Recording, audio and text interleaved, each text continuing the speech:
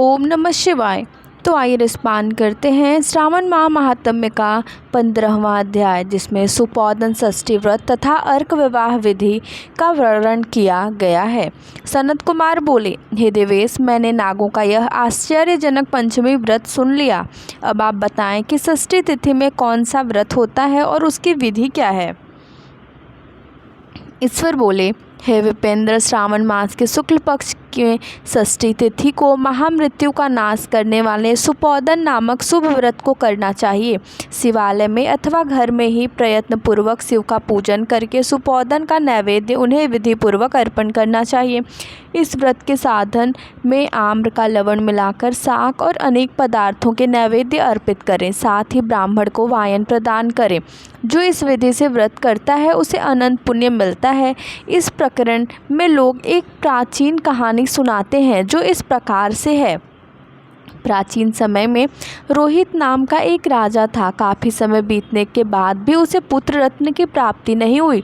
तब पुत्र की अभिलाषा में उस राजा ने अत्यंत कठोर तप किया। ब्रह्मा जी ने राजा से कहा, तुम्हारे प्रारब्ध में पुत्र नहीं है। तब भी पुत्र की लालसा में जब वह राजा अपनी तपस्या में जरा भी विचलित नहीं हुआ। इसके बाद राजा तपस्या करते करते संकटग्रस्त हो गए। तब ब्रह्मा जी पुनः प्रकट हुए और कहने लगे, मैंने आपको पुत्र का वर तो दे दिया है, लेकिन आपका यह पुत्र अल्पायु होगा। तब राजा तथा उसकी पत्नी ने विचार किया कि इससे रानी का बांझपन तो दूर हो जाएगा, संतानहीनता की निंदा नहीं होगी।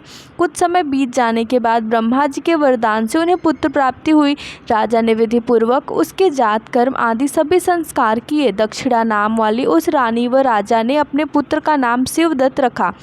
उचित समय आने पर भयभीत चित्त वाले राजा ने पुत्र को यज्ञोपवीत संस्कार किया, किंतु राजा ने उसकी मृत्यु के भय से उसका विवाह नहीं किया। तदंतर 16वें साल में उसका पुत्र शिवदत्त मृत्यु को प्राप्त हो गया। तब ब्रह्मचारी की मृत्यु का स्मरण करते हुए राजा को बहुत चिंता होने लगी कि जिन लोगों के कुल में कोई ब्रह्मचारी मर जाए तब उनका कुल खत्म हो जाता है और वह ब्रह्मचारी भी दुर्गति में पड़ जाता है। सनत कुमार बोले, हे देवदेव, हे जगन्नाथ, इसके दोष निवारण का उपाय है या नहीं? यदि उपाय है तो अभी बताएं, जिससे दोष की शांति हो सके। ईश्वर बोले, यदि कोई स्नातक अथवा ब्रह्मचारी मर जाए तो अर्क विधि से उसका विवाह कर देना चाहिए। इसके बाद उन दोनों ब्रह्मचारी तथा आँख को परस्पर संयुक्त कर देना चाहिए। अब अर्क विवाह की विधि कहते हैं, मृतक का गोत्र नाम आदि लेकर देश काल का उच्चारण करके कर्ता कहे कि मैं मृत ब्रह्मचारी के दोष निवारण हेतु वैसर्गिक व्रत करता हूँ। सर्वप्रथम सुवर्ण से अभ्युदक करके अग्नि स्थापन कर आघार होम करके चारों व्याहृतियों ओम भूम ओम स्वः ओम मह से हवन करना चाहिए। इसके बाद व्रत अनुष्ठान के उत्तम फल के निमित्त व्रतपति अग्नि के संपादनार्थ विश्वदेवों के लिए घृत की आहुति डालें। उसके बाद स्वीकृत होम करके अवशिष्ट होम संपन्न करें। पुनः देश काल का उच्चारण करके इस प्रकार बोले, मैं अर्क विवाह करूँगा। उसके बाद सुवर्ण से अभ्युदयकृत करके अर्क शाखा तथा मृतक की देह को तेल तथा हल्दी से लिप्त करके पीले सूत से वेष्टित करें और पीले रंग के 2 वस्त्रों से उन्हें ढक दें। इसके बाद अग्नि स्थापन करें और विवाह विधि में प्रयुक्त योजक नामक अग्नि में आघार होम करें व अग्नि के लिए आजे होम करें। इसके बाद चारों प्रहतियों में ओम भुवः ओम स्व ओम मह बृहस्पति तथा कामदेव के लिए आहुति प्रदान करें। पुनः घृत से स्वीकृत होम करके संपूर्ण हवन कर्म समाप्त करें। उसके बाद आग की डाली हुई तथा मृतक के शव को विधि पूर्वक जला दें।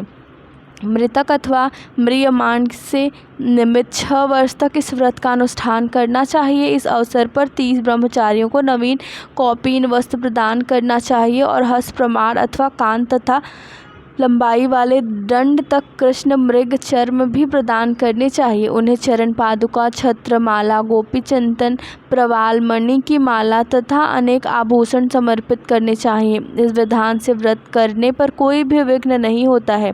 ईश्वर बोले, ब्राह्मणों को से यह सुनकर राजा ने मन में विचार किया कि यह अर्क विवाह तो मुझे गौण प्रतीत होता है, मुख्य नहीं, क्योंकि कोई भी व्यक्ति मरे हुए को अपनी कन्या नहीं देता है। मैं राजा हूँ, अतः मैं उस व्यक्ति को अनेक रत्न तथा धन दूंगा जो कोई भी इसकी वधू के रूप में अपनी कन्या प्रदान करेगा। उस नगर में एक ब्राह्मण था। उस समय वह किसी दूसरे नगर में गया हुआ था। उसकी एक सुंदर पुत्री थी जिसकी माता की मृत्यु पहले ही हो चुकी थी। ब्राह्मण की दूसरी भी पत्नी थी जो ब्राह्मण की पुत्री के प्रति बुरे विचार रखती थी तथा दुष्ट मन वाली थी। कन्या 10 वर्ष तक तथा दीन थी। वह अपनी सौतेली माता के अधीन थी। अतः सौतेली माता ने द्वेष तथा अत्यधिक धन के लालच में 1 लाख मुद्रा लेकर उस कन्या को मृतक राजकुमार के लिए दे दिया। कन्या को लेकर राजा ने लोग नदी के तट पर शमशान भूमि में राजकुमार के पास ले गए और शव के साथ उनका विवाह कर दिया। इसके बाद विधान पूर्वक शव के साथ कन्या का योग करके जब वे जलाने की तैयारी करने लगे तब उस कन्या ने पूछा, हे सज्जनों, आप लोग यह क्या कर रहे हैं? तब वे सभी दुखित मन से कहने लगे कि हम लोग तुम्हारे इस पति को जला रहे हैं। इस पर भयभीत होकर बाल स्वभाव के कारण रोती हुई उस कन्या ने कहा, आप लोग मेरे पति को जला क्यों रहे हैं? मैं जलाने नहीं दूंगी। आप लोग सभी यहाँ से चले जाइए। मैं अकेली ही यहाँ बैठी रहूँगी और जब तक ये उठेंगे तब मैं अपने पतिदेव के साथ चली जाऊँगी। उसका हठ देखकर दया के कारण दीन चित्त वाले कुछ भाग्यवादी वृद्धजन कहने लगे, अहो, होनहार भी क्या होता है, इसे कोई भी नहीं जान सकता। दीनों की रक्षा करने वाले तथा कृपालु भगवान न जाने क्या करेंगे। सौत की पुत्री का भाव रखने के कारण सौतेली माता ने इस कन्या को बेचा है। अतः संभव है कि भगवान इसके रक्षक हो जाएं। अतः हम लोग इस कन्या को व इस शव को नहीं जला सकते। इसलिए सभी को अच्छा लगे तो हम लोगों को यहाँ से चले जाना चाहिए। परस्पर ऐसा निश्चय करके वे सब अपने नगर को चले गए। बाल स्वभाव के कारण यह सब क्या है इसे ना जानती हुई भय से व्याकुल वह कन्या एकमात्र शिव तथा पार्वती का स्मरण करती रही। उस कन्या के स्मरण करने से सब कुछ जानने वाले तथा दया से पूर्ण हृदय वाले शिव पार्वती शीघ्र ही वहां आ गए। नंदी पर विराजमान उन तेज निधान शिव पार्वती को देखकर उन देवों का न जानती हुई भी उस कन्या ने पृथ्वी पर दंड की भांति पड़कर प्रणाम किया। तब उसे आश्वासन प्राप्त हुआ कि पति से तुम्हारे मिलने का समय अब आ गया है। तब कन्या ने कहा कि मेरे पति अब जीवित नहीं होंगे। उसके बाल भाव से प्रसन्न तथा दया से परिपूर्ण शिव पार्वती ने कहा कि तुम्हारी माता ने सुपोदन नामक व्रत किया था।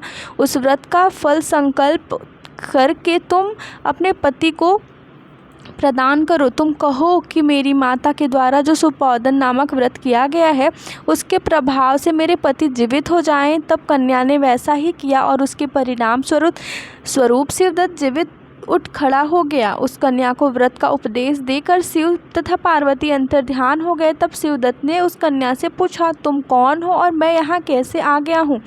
तब उस कन्या ने उसे वृत्तांत सुनाया और रात हो गई। प्रातः होने पर नदी के तट पर गए लोगों ने राजा को वापस आकर कहा कि हे राजन, आपका पुत्र व पुत्रवधू नदी के तट पर स्थित है।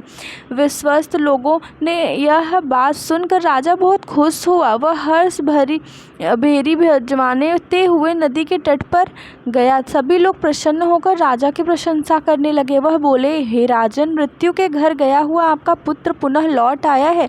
इस पर राजा पुत्रवधू की प्रशंसा करने लगे और बोले कि मेरी प्रशंसा क्यों कर रहे हो? प्रशंसा के योग्य तो यह वधू है। मैं तो भाग्यहीन तथा अधम हूँ। धन्य और सौभाग्यशालिनी तो यह पुत्रवधू है, क्योंकि इसी के पुण्य प्रभाव से मेरा पुत्र जीवित हुआ है। इस प्रकार अपनी पुत्रवधू की प्रशंसा करके राजा ने दान तथा सम्मान के साथ श्रेष्ठ ब्राह्मणों का पूजन किया और ग्राम से बाहर ले जाए गए मृत व्यक्ति ने पुनः ग्राम में प्रवेश कराने से संबंधित शांति की विधि को ब्राह्मणों के निर्देश पर विधि पूर्वक संपन्न किया। हे वत्स, इस प्रकार मैंने आपसे यह सुपोदन नामक व्रत कहा। इसे 5 वर्ष तक करने के अनंतर उद्यापन करना चाहिए।